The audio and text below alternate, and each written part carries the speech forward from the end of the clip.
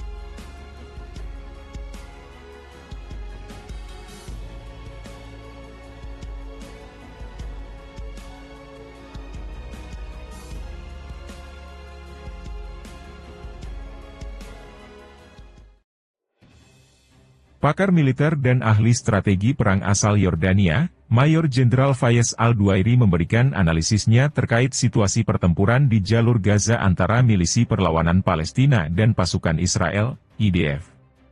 Dalam sebuah analisis di program militer di Al Jazeera, Al-Duairi juga menyoroti situasi konfrontasi di tepi barat yang menurutnya kian sulit dikendalikan oleh IDF. Bak buah si malakama, sirat analisis Al-Duairi, IDF yang tengah berfokus pada pengerahan pasukan di Rafah, Gaza Selatan, kini dihadapkan pada situasi yang juga memerlukan banyak pasukan di tepi barat guna memadamkan perlawanan yang membesar di wilayah Palestina tersebut.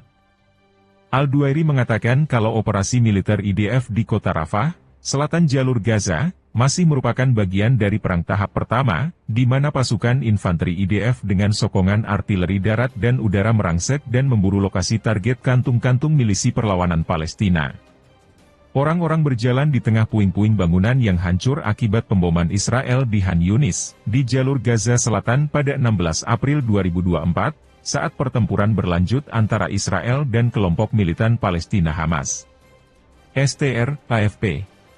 Orang-orang berjalan di tengah puing-puing bangunan yang hancur akibat pemboman Israel di Khan Yunis, di jalur Gaza Selatan pada 16 April 2024, saat pertempuran berlanjut antara Israel dan kelompok militan Palestina. Milisi perlawanan masih aktif di Khan Yunis. Al-Duairi menegaskan, merujuk pada video-video terbaru yang ditunjukkan oleh milisi perlawanan Palestina dari Rafah, kalau situasi di wilayah itu mencerminkan keganasan konfrontasi. Dia menegaskan kalau semua faksi milisi perlawanan Palestina secara cepat beradaptasi dengan kenyataan di lapangan, tulis Haberni mengutip analisis Al-Duairi, dikutip Kamis, 25 Juli 2024.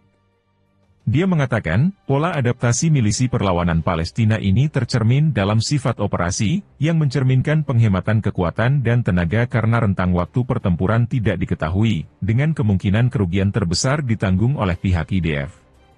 Al-Duairi menekankan, kinerja lapangan dari sudut pandang militer, menegaskan bahwa perlawanan masih aktif sementara tentara pendudukan terus melakukan kejahatan terhadap warga sipil.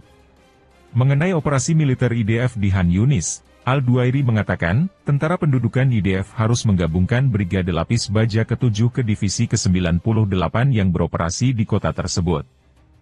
Hal ini menunjukkan kalau metode tersebut adalah tentang pembagian tugas yang hampir selesai, dan bahwa apa yang terjadi di kota tersebut bukanlah sebuah operasi terbatas, kata laporan Haberni merujuk pada ujaran Al-Duairi.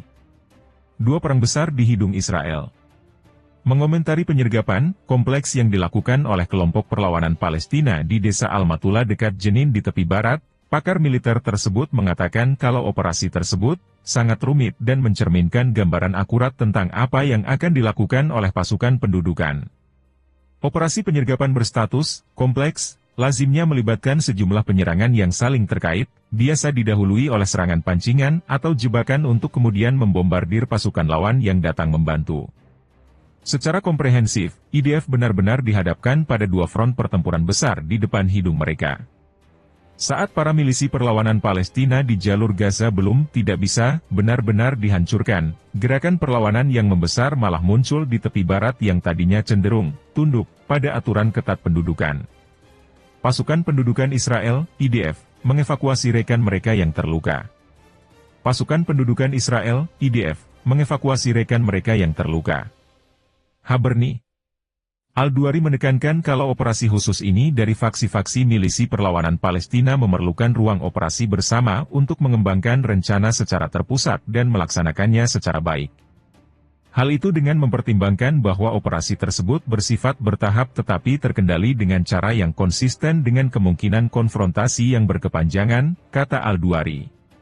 Situasi terbaru di tepi barat, perwira IDF tewas, 3 tentara diberondong peluru. Terkait perkembangan situasi di tepi barat, seorang perwira Israel di Departemen Riset Direktorat Intelijen Militer dilaporkan akhirnya tewas, Kamis, 25 Juli 2024, karena luka yang dideritanya dalam operasi penabrakan mobil di Ramlah pada awal bulan ini. Dia adalah Kapten Aril Topas, 24 tahun, dan merupakan satu dari 4 tentara yang terluka dalam operasi yang berlangsung pada 14 Juli itu. Keempatnya dibawa ke rumah sakit terdekat setelah mengalami luka-luka, 2 tentara dalam kondisi serius, 1 lagi luka sedang, dan 1 luka ringan. Pria Palestina asal Yerusalem Timur yang melakukan operasi tersebut dibunuh di tempat kejadian oleh tentara IDF yang ditempatkan di dekat tempat kejadian. Kejadian lainnya, 3 tentara Israel terluka dalam operasi penembakan di dekat Nabi Ilyas, sebuah desa Palestina di Kalkilia, tepi barat. Seorang tentara terluka ringan, 1 lagi dalam kondisi stabil, dan yang ketiga menderita luka ringan menurut pernyataan Pasukan Pendudukan Israel, IDF. Pihak IDF menambahkan kalau pihaknya sedang mencari orang-orang bersenjata, dan saat ini sedang mengepung kota-kota Palestina untuk mencari kelompok tersebut.